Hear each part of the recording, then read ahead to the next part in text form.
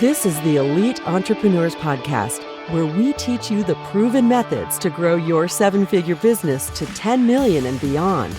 Please welcome your host, Brett Gilliland.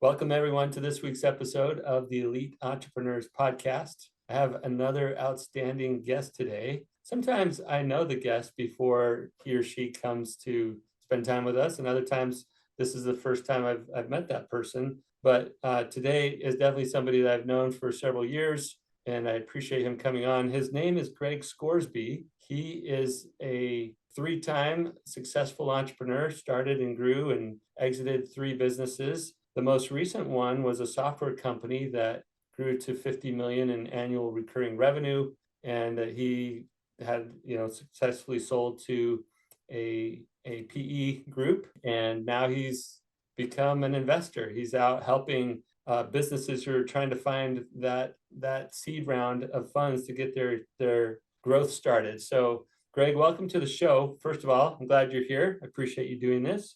Well, thanks for having me, and thanks for all you're doing for people pursuing their own entrepreneurial journey. Appreciate all you do for all the entrepreneurs out there. Yeah, it's super rewarding, and it's fun to talk to great people like you along the way. Why don't you give all of us a little bit more context about your venture fund now, the activities that you're involved with, just so they have some context, and then we'll get into your entrepreneurial scaling lessons after that. So Phoenix Ventures is a seed stage a venture capital firm investing in post-revenue B2B software companies. So usually that looks like, our entry point usually looks like companies that are between 300K and $1 million, growing at 15 to 20% month over month. So there's some good growth happening. And we'll usually write a $1 to $1.5 million check to lead a $2 to $3 million seed round. That would be a typical deal for us. And we're exclusively focused on B2B software. We don't have to do only Arizona deals, but the majority of our relationships are in Arizona. So we end up having a lot of deal flow in Arizona. And we think there's a real opportunity to compound talent and capital in our little corner of the world here. Yeah, well, we appreciate what you're doing for our little corner of the world. This happens to be my corner as well, which is why we know each other, because we both have played in this little sandbox here in the desert for the last several years. So, but before you were investing in companies, you were leading a high growth software company and had to learn lots of lessons as the business owner, as the founder.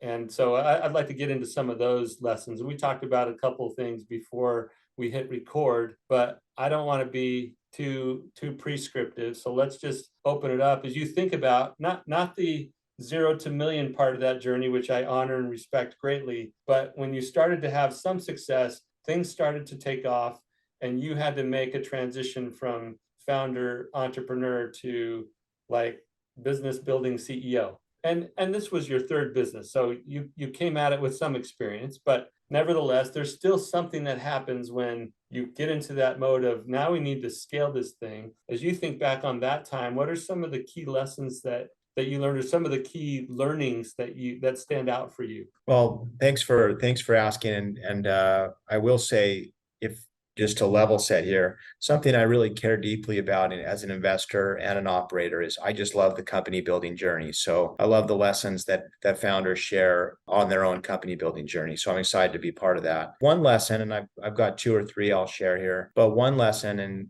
most lessons for me occurred around mistakes I've made. That's where a lot of learning happens for me, and I think for most of us. And so when I look back on some of those critical moments where I made a mistake or in hindsight, should have made a different decision, most of the time they were decisions around not having people in the right roles at the right time doing the right things. And so one lesson is I never felt like I spent too much time recruiting. And I joked over the years that at Campus Logic in particular, I was never not the chief recruiting officer. We had a great talent acquisition team that helped with all that. But I felt like especially for key roles, I just spent a lot of time. Sometimes I would spend an entire week, like all hours of the week, 40 hours a week, in recruiting related activities, sourcing on LinkedIn or doing interviews. And sometimes that just is what's required. But I think getting the right people in the right roles, doing the right things at the right time is just something that I never felt like I was too focused on. It was just always needed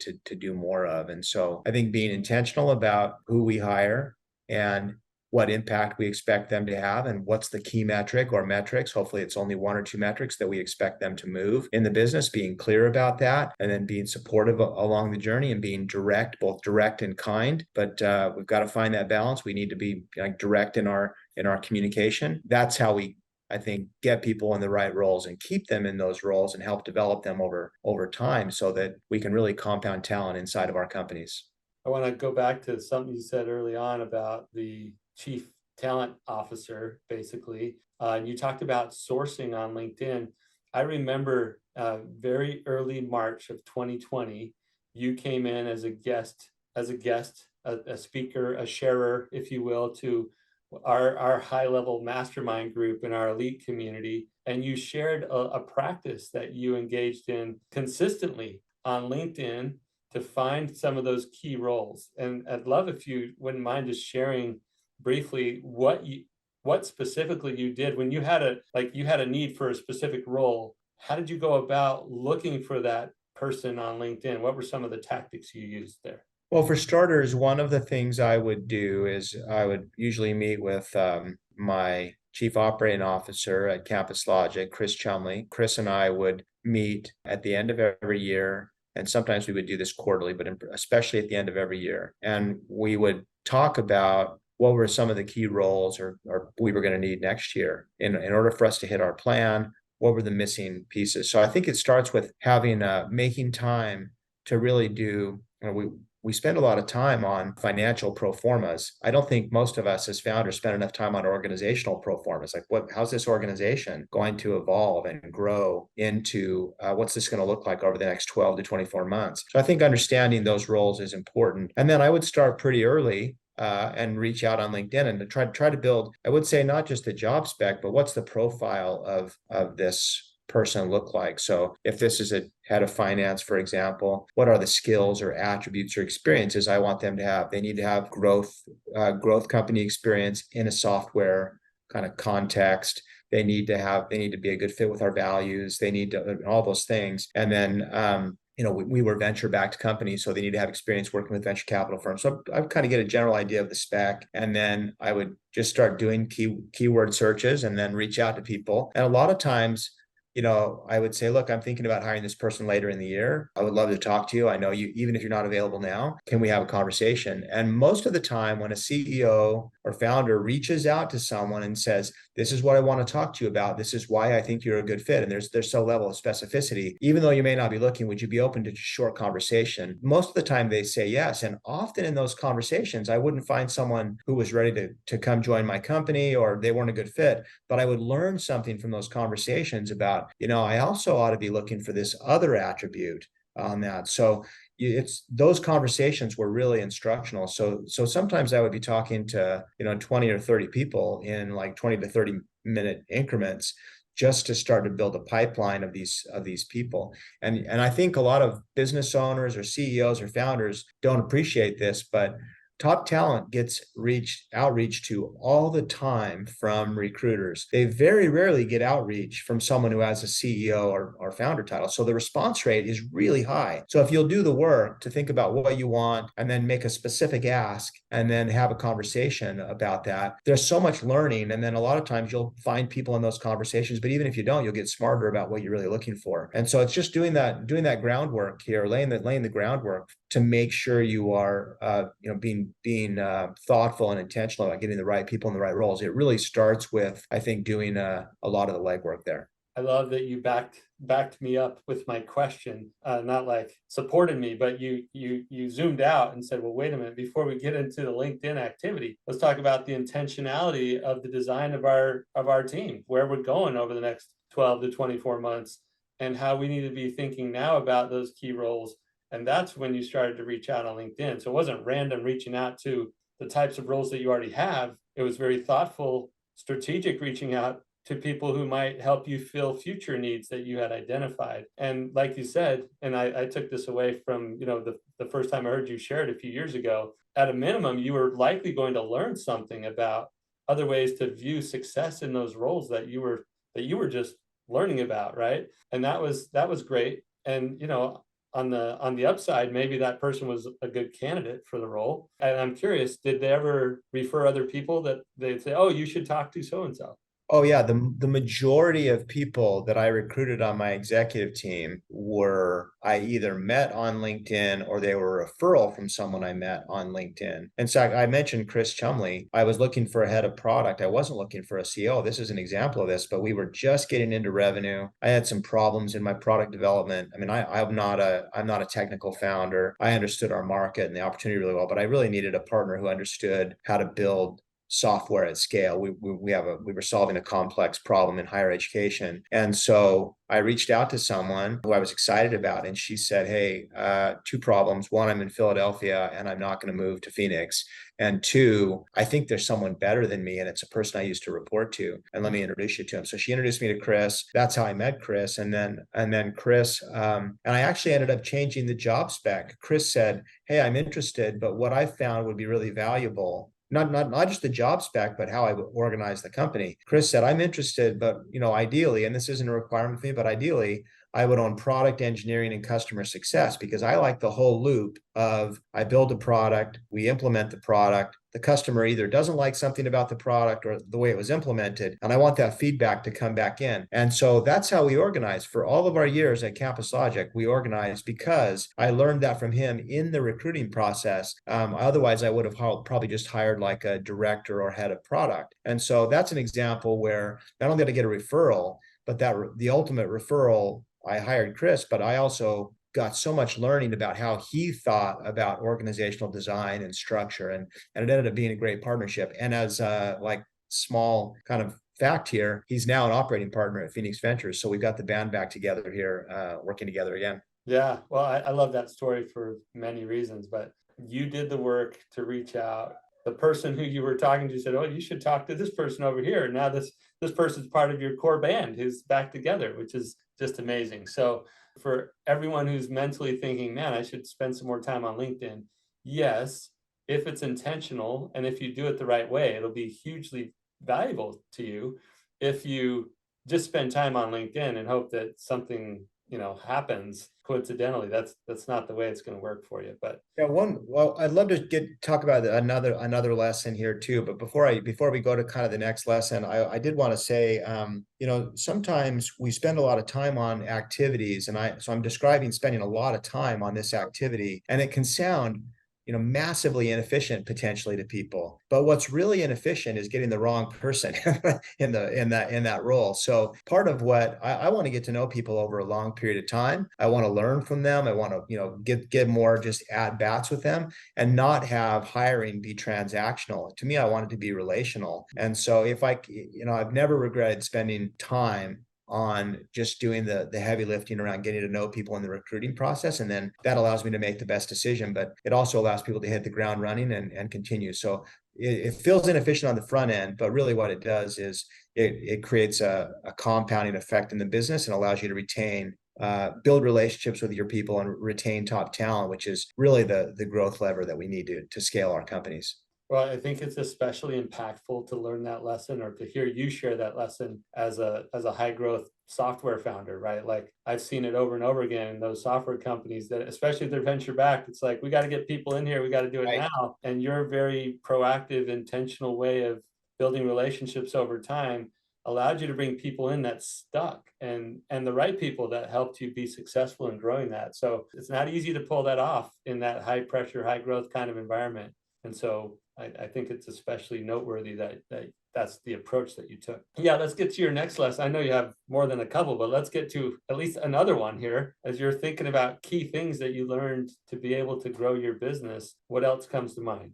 Well, this is one thing I definitely credit to being, receiving a lot of influence from you and Elite. But this was in 2015 or 2016. We went through Elite, then called Elite Forum, and we went through this experience. And Chris was there with me. A couple of other key leaders were there. And what really just stuck with me was the need to not only get clarity on purpose, mission, and values, but to be ever never stop communicating that and engaging around those things. And it is true, as predicted, it can be tiresome to communicate those things over. But again, looking back, it was never too much. And so part of getting clarity around our why. So hopefully every person who worked with me at Campus Logic, if you say, hey, what's the purpose? Like, why do we exist at Campus Logic? Hopefully they can say, look, we exist to change. We want to help schools change lives. That's what we really want to do as our purpose. That's enduring. It's a 100-year kind of goal. That's what we want to do. And then, mission. What do we want to do? One thing I learned from Elite that I certainly believe in. I love time-bound missions. We want to do X by Y kind of thing. And so we really wanted to get to 600 colleges, universities, and at 50,000 in average revenue per account and 30 million in revenue. At the time we made that goal, that mission, we wanted to do that by 2020. At the time we made that goal, we were literally like 700 or 800,000 in annual recurring revenue. And so on July 1st of 2020, after working on this for 5 years, we hit that on that date. We closed the deal and got the deal done early July that allowed us to get over that threshold. And if you look back, it's like, oh, that was magically that happened. Not really. It wasn't really magic. Like, we just hammered on this over and over. Every 2 weeks in our company meeting, we talked about this. Hey, look, our purpose is to help schools change lives. Our mission is to get to 600 schools by 2020, and we had maybe 20 or 30 schools at the time. And so to really drive that and organize around that and push toward that, and then expand our product line to be able to support those schools in their efforts to help to change students' lives, those things really came together and allowed us to be successful.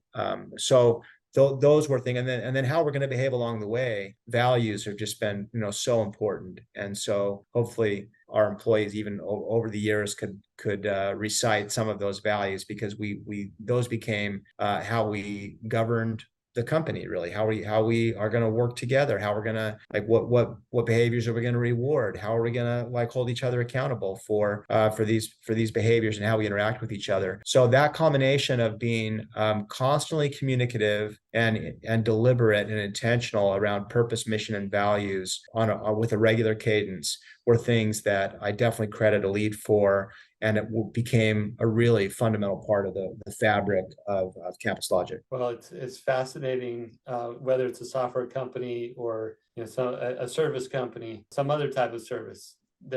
When there's people involved, when the only way to grow this thing is to add more people to the organization, that core identity of purpose and values, right? That's core identity, and that specific destination-oriented mission provides the clarity. So between the identity and the clarity, it does a lot to bring a group of people, a growing number of people together, and just really align them to something. And that's a lesson that I just keep seeing played out over and over again. So I appreciate you mentioning your own version of that story. That was awesome. Nobody, Brett, nobody ever says, one thing about my company is all my people were too aligned. Like nobody ever says nobody ever says that. Nobody ever says that. Like, there's always work to do on creating more alignment. And it's not surprising, because people are working really hard. They're with good intentions. It's easy to get distracted and disoriented. Like, what are we doing again? And so that's having clarity around purpose, mission, and values, and being ever communicative about it is what allows people to stay, okay,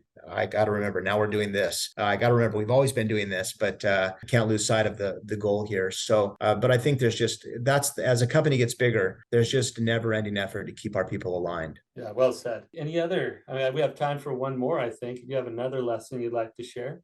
One thing let me think about a couple things, but again, maybe around mistakes. I think one thing that we want to leave room for is, I've been thinking a lot about ambition here. And sometimes when we're building our companies, our ambition levels can change. And I think that's fine. I think that's good. Most of the time, sometimes people start to feel like they might lose steam. But I think a lot of people that are building companies, if you get the culture right, what you'll find is that it's not exhausting. If you get the culture right, it's not exhausting. It doesn't suck your ambition. It fuels your ambition if you get the culture right. And so a lot of times, if the signal might be, if I'm feeling like, gosh, this is hard, and company building is always hard. I'm not suggesting that, but it's a lot harder when you don't have the culture right. So this is more just for me, checking my ambition and being thoughtful about, what am I feeling right now? What am I thinking about now? What do I want to build here? What's possible here? And if you are in a period of time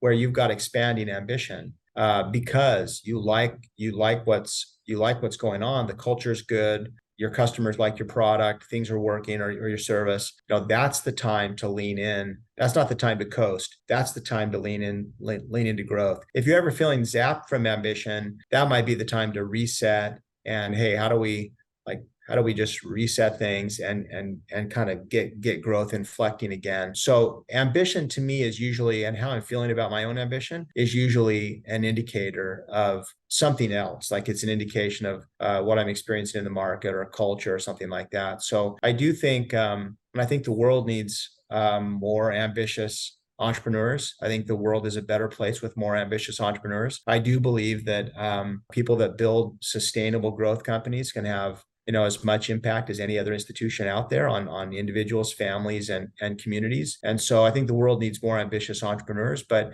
if a founder's ever feeling like their ambition is waning, it's probably more of a symptom than a root cause. Because I think that ambition is dynamic, and maybe that's the takeaway. Sometimes people will say that person doesn't have enough ambition. And I usually think the root cause is not that they don't have enough ambition. Again, I think ambition is kind of symptomatic. So if you fix the root cause, I do think ambition can inflect. I think ambition can expand. And now as an investor, the top companies we've invested in, they'll have one thing in common. The entrepreneur's ambition, the founder's ambition has expanded from what their original vision was. They're like, oh, something new is possible. Yes, I thought this was possible, but now I actually think we can do even more. And so I've seen that with the companies we've invested in. But I would just say, I think sometimes we talk about ambition as a static variable, and I think it's a dynamic variable and can change over time. And so that would be just one thing for maybe your listeners to think about is, what am I feeling right now with where I want to take this company, and how this might be a symptom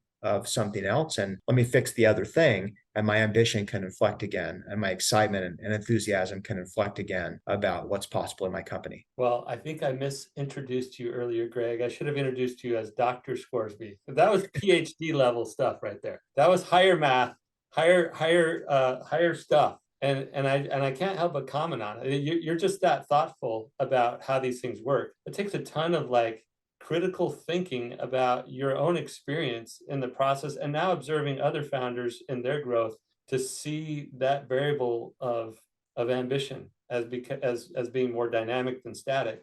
And I love how you pointed back to, it's not the only place that you pointed, but you included some of the internal health or organizational culture health kinds of things as either contributing to that ambition or depleting it, because something's off. And when we're not feeling ambitious, where is it off? Is it in the market? Is it with our team? Is it with me personally? Maybe I'm not taking care of myself, but sometimes ambition does get off, and that's not a static result of everything, or it's not a static input or variable. It can be a dynamic output of all the other things going on in your life. Yeah, and if I fix those other things, my ambition can grow. And I really do think founder ambition is like the indicator of what's possible in a company.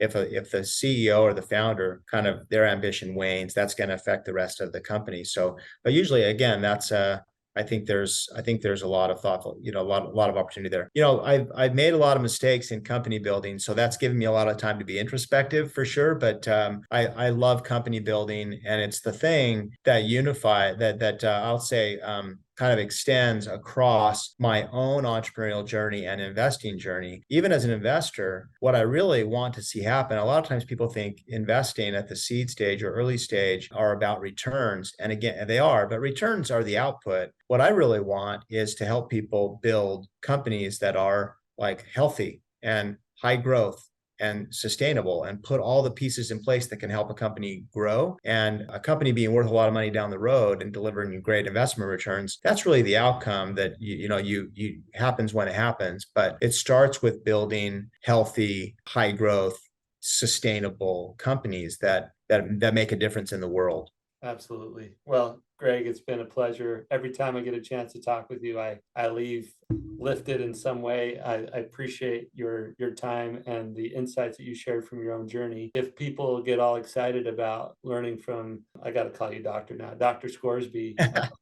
No, they want to connect with you, Gregg. How would they do that? How would they learn more about what you're doing with Phoenix Ventures? How would they learn or connect with you? What's the best way for them to do that? So I'm not very active on any social medium other than LinkedIn. But you can find Phoenix Ventures. It's phxventures.com. You can find our website there. You search for that on LinkedIn, you'll find us, and it's Gregg Scoresby on LinkedIn as well. I try to write something usually about company building once a week, in part because on LinkedIn, I don't publish on Medium or Substack or anywhere else, but I like it and it's on my mind.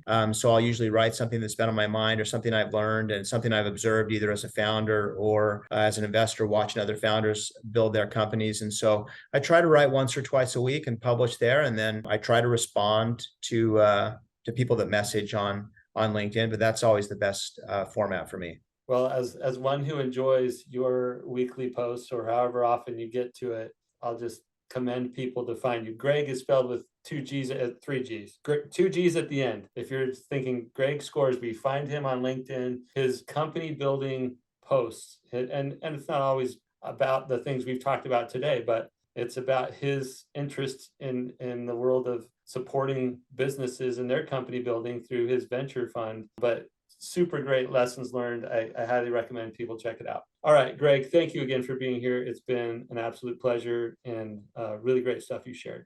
Hey, thank you for having me, and thanks again for all you're doing.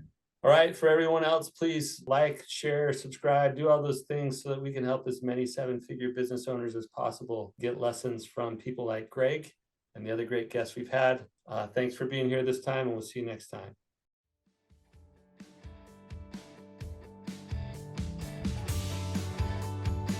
You've been listening to the Elite Entrepreneurs Podcast with your host, Brett Gilliland. Be sure to leave a rating and review wherever you listen to your podcasts. You may also want to visit our website, eliteentrepreneurspodcast.com, to find additional resources to grow your business from 7 figures to 10 million and beyond.